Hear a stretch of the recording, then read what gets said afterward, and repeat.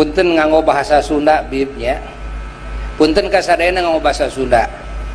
Dan sabab ieu mah kanggo menjawab ayeuna teh kerame viral dina media sosial anu ngagugat Sunda. Sunda digugat, Sunda ngorejat. Sunda digugat, Sunda ngorejat. Urang Sunda mah sararakti. Ya, sararakti. Mun ngomong kitu aya saurang wae malah tong baru saurang 1 juta 10 juta ge ku urang Sunda mah. Engke mah ceuk kolot ceuk karuhun dengekeun. Saur apa? Apa saur karuhuna? Engke mah